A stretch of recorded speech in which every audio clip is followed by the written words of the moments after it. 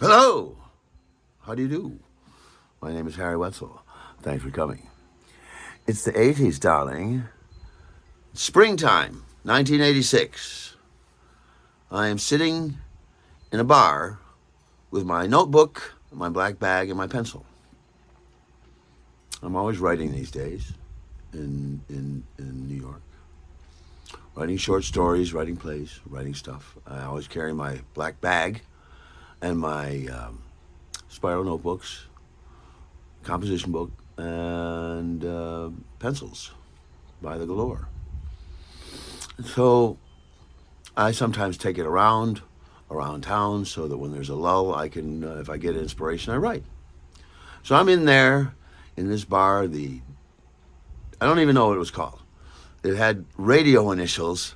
It had a clock with the radio initials over it, and we could never remember what the actual letters were, so we just called it WXOQOROK, and we would go to, you want to go to WRKOK? Okay. And so I'm there at WRKOK with my notebook. And the bar is relatively filled up. It's not crowded. I've got elbow room, so I'm sitting there writing. And the bartender is over there, and somebody apparently comes up and asks the bartender a question that he didn't feel like answering. And he said, all right. And he got the bar's attention. He says, everybody's asking me questions. Don't ask me any questions. I don't know anything. You want to know what I know? Clock, juke, booze. That's what I know.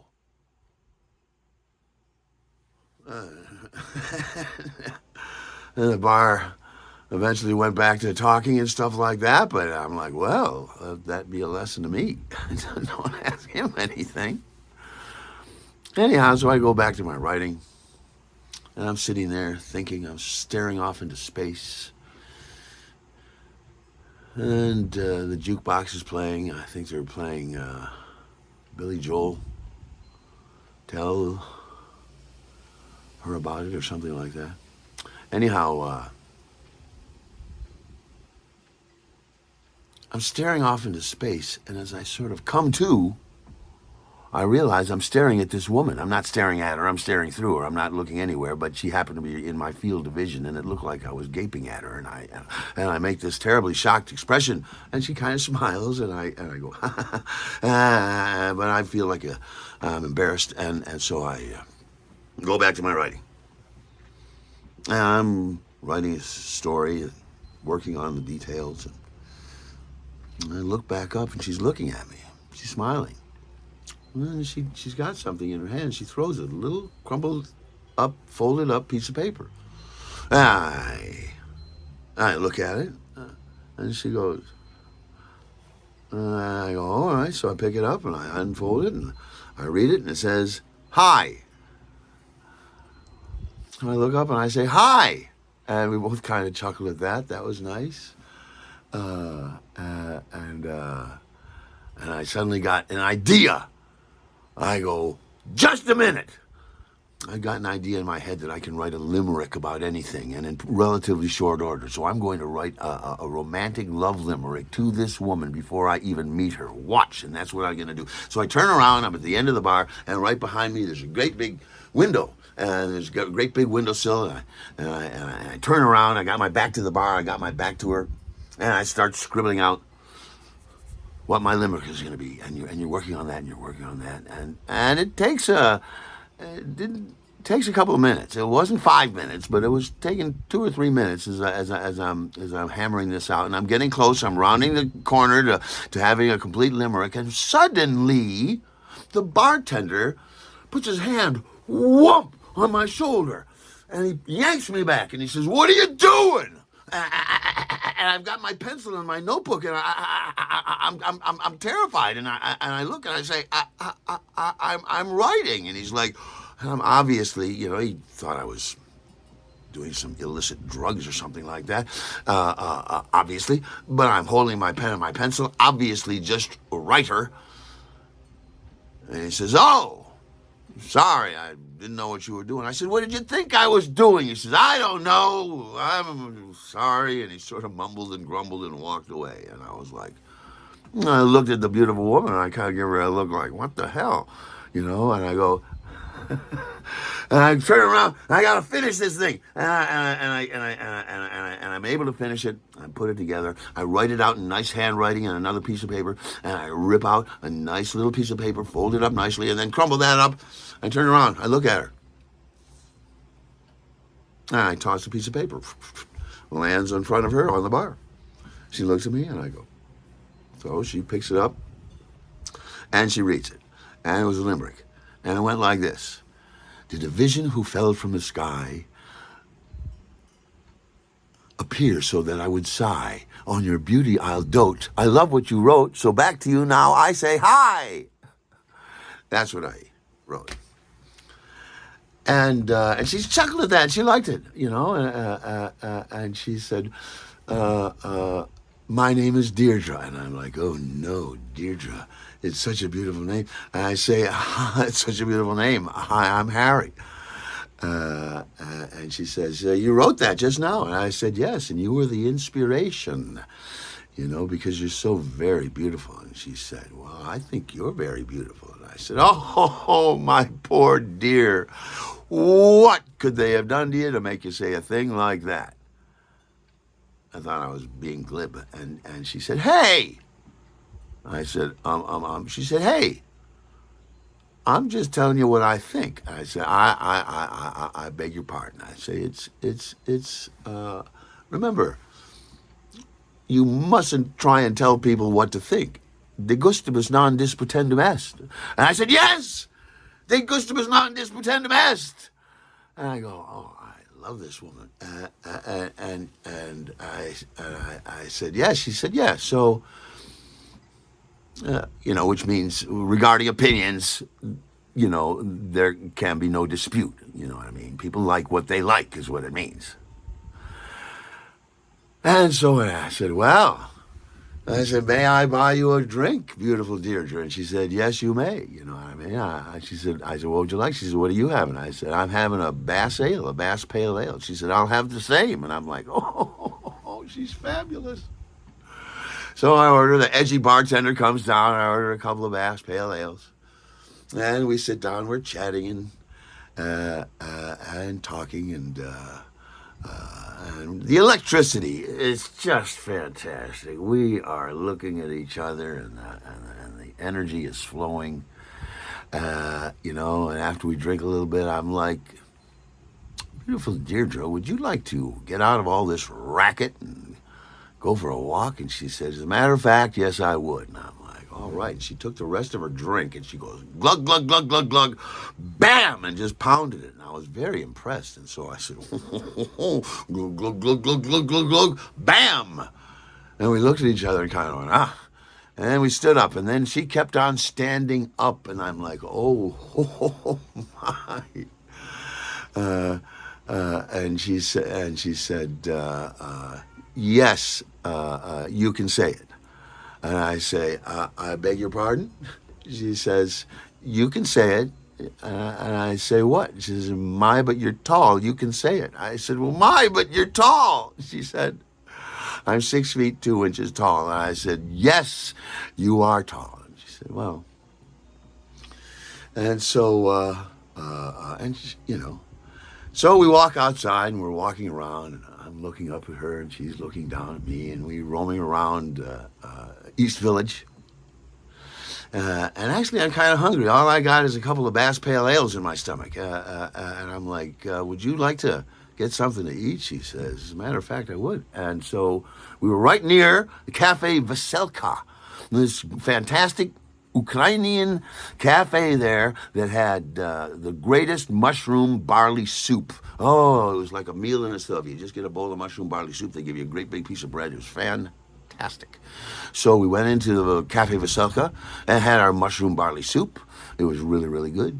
And after we finished our basically our first date, this is a first date out of the blue. We get up and we walk out, and And she took my hand, and we're holding hands, and we're walking away from we're crossing in front of the Cafe Veselka to go down the street. And I am crushing on her. I'm infatuated, and I'm like, beautiful Deirdre, may I kiss you?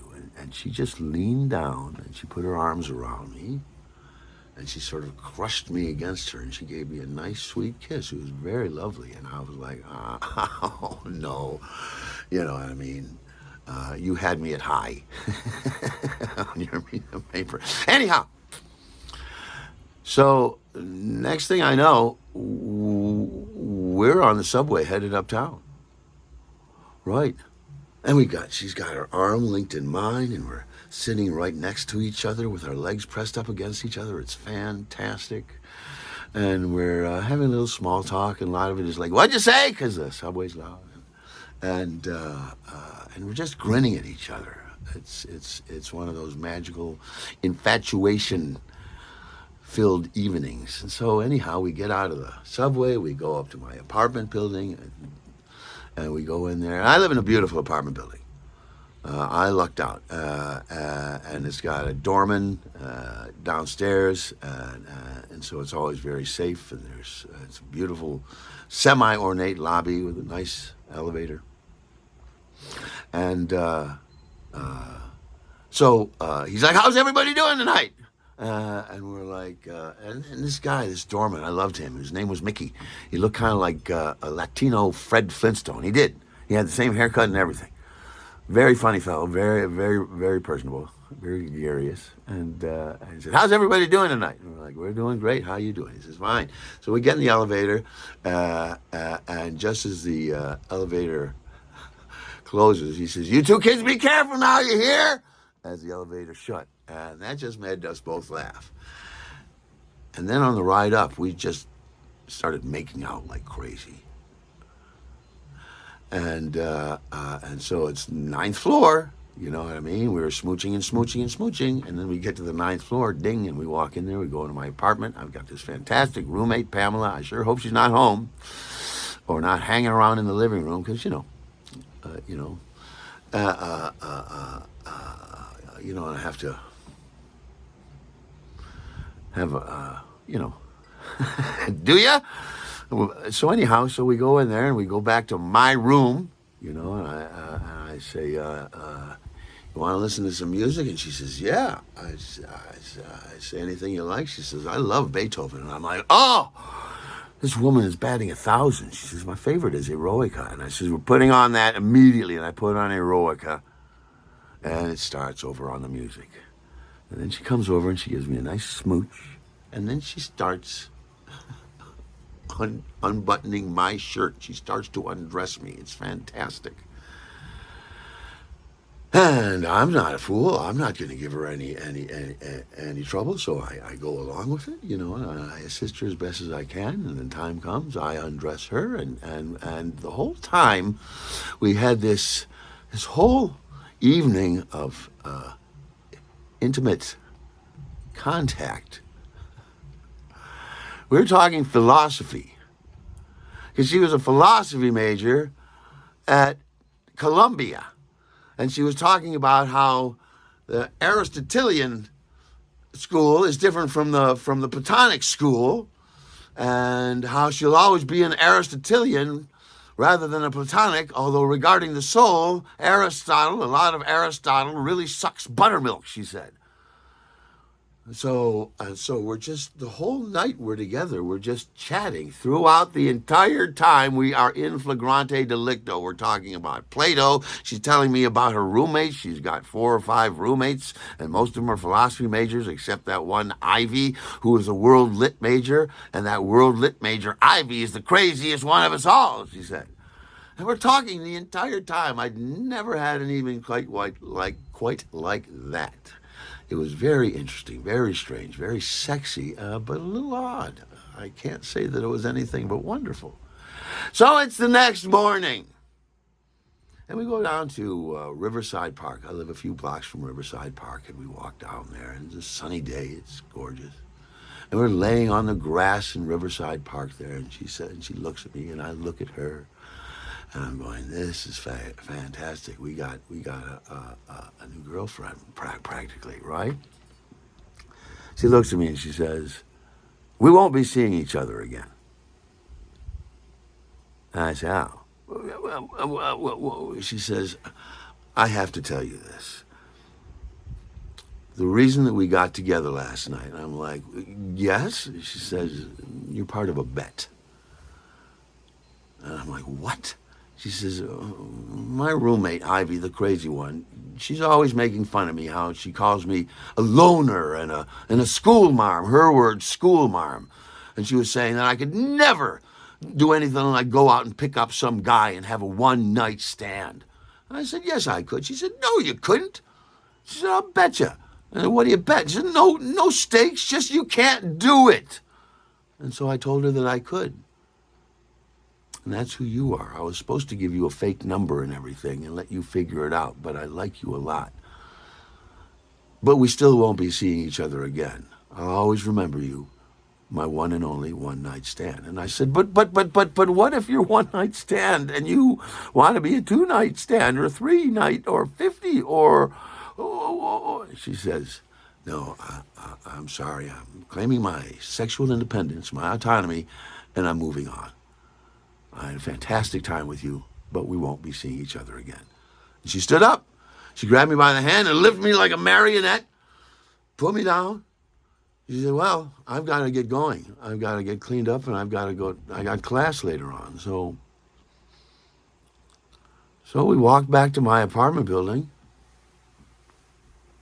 and she said, this is where we say goodbye. And I said, do you want me to walk you to the subway? We can say goodbye on the platform.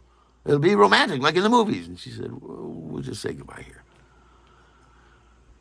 So she hugged me. She gave me a bone-crushing hug, which made me love her all the more. And she gave me a nice smooch. And she said, goodbye, Harry, the writer. I'll always remember you. I said, goodbye, beautiful Deirdre, the philosophy student. I'll always remember you. And she walked and rounded the corner. And as she turned, she waved. And she rounded the corner. And I never saw her again. And I'm like, okay, what am I supposed to do with this? How can I use this to learn? How can I use this to make myself a better person? I don't know. Something to do with fierce honesty, I think.